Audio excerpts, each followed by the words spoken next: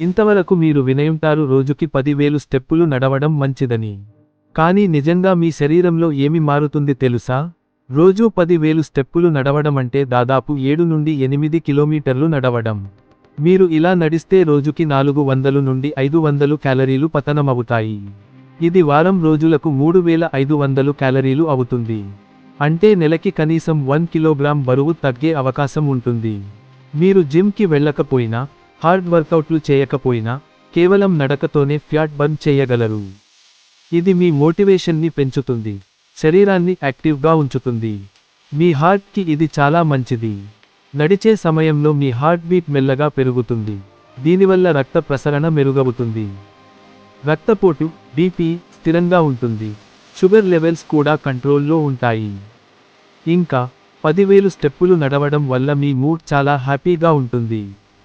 ఎందుకంటే ఇది మీ శరీరంలో ఎండోర్ఫిన్స్ అనే హ్యాపీ హార్మోన్లను విడుదల చేస్తుంది. ఫలితంగా మీకు ఒత్తిడి, స్ట్రెస్, డిప్రెషన్, ఆందోళనలు, యాంగ్జైటీ తగ్గిపోతాయి. రాత్రి నిద్ర కూడా బాగా పడుతుంది. మీ ఎముకలు బలంగా మారతాయి. మడమలు, మోకాళ్ళు, జాయింట్స్ మీద ఉన్న స్టిఫ్నెస్ క్రమంగా తగ్గిపోతుంది. వయస్సు పెరిగే కొద్దీ నడక అనేది చాలా అవసరం.